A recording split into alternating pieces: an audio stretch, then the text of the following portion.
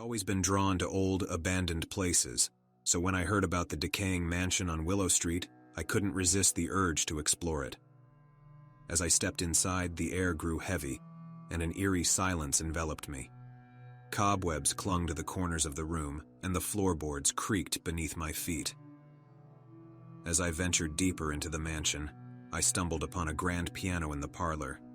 Dusty and forgotten, it sat there, waiting. I couldn't resist running my fingers over the keys. To my surprise, a haunting melody filled the room. It was as if the piano had a life of its own. I froze, my heart pounding. The melody grew louder and more melancholic, pulling me in. That's when I noticed the reflection in the piano's glossy finish. An ethereal figure, a ghostly pianist playing the keys with spectral hands. Panic surged through me, and I bolted from the room, the music chasing me down the hall. The mansion had ensnared me, and I couldn't escape the haunting melody. Every room I entered, the ghostly pianist played, and I could feel its presence drawing closer. I had to uncover the truth behind this sinister tune. In the attic, I found a dusty journal that revealed the chilling history of the mansion. The ghost was the spirit of a tormented pianist, trapped by his own composition, unable to rest until someone could play the piece to perfection. With trembling hands, I returned to the parlor, my fingers trembling over the keys. As I played the haunting melody, the ghostly pianist appeared before me, his expression shifting from anguish to gratitude. With a final, sorrowful chord, he faded away, leaving behind a sense of peace. But as the last note echoed in the room, I realized the haunting melody was etched into my memory, and the curse had passed on to me. I was now the keeper of the mansion's dark secret, destined to haunt its halls forever.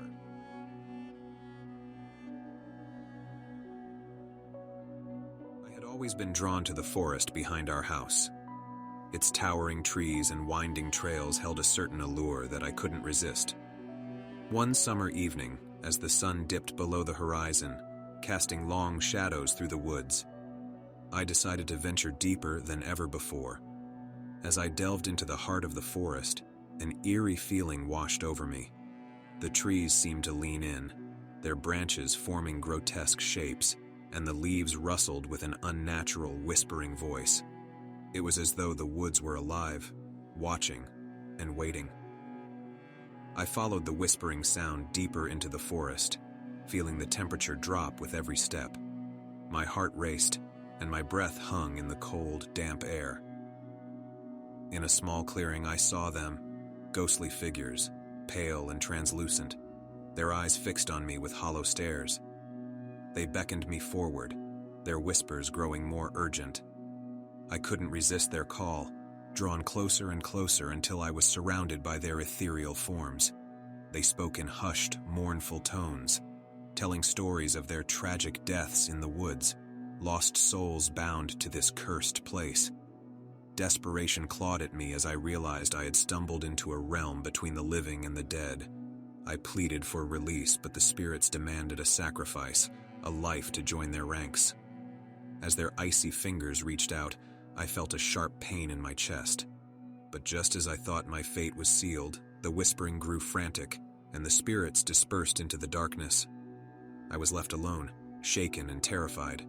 I scrambled out of the forest, gasping for breath as I reached the safety of my home. To this day, I can still hear the whispering voices in my dreams, calling me back to the haunted woods. I know I escaped that night, but I can't help but wonder if one day they will come for me once more.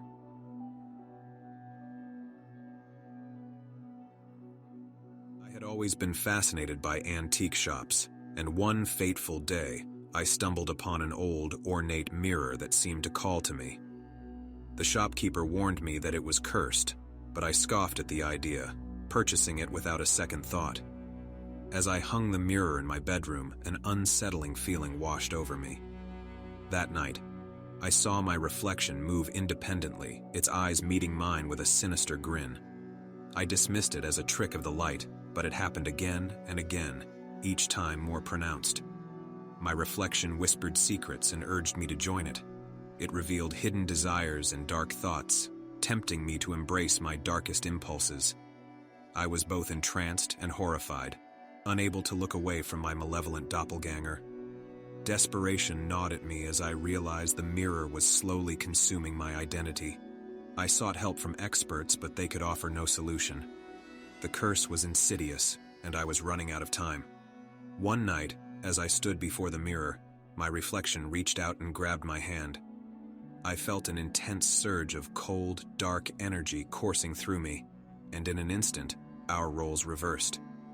I was trapped within the mirror, forced to watch as my malevolent reflection took over my life. Now, I am a prisoner in the cursed mirror, my reflection living my life on the other side. I can only watch as it ruins the life I once knew, forever separated from the world I once belonged to.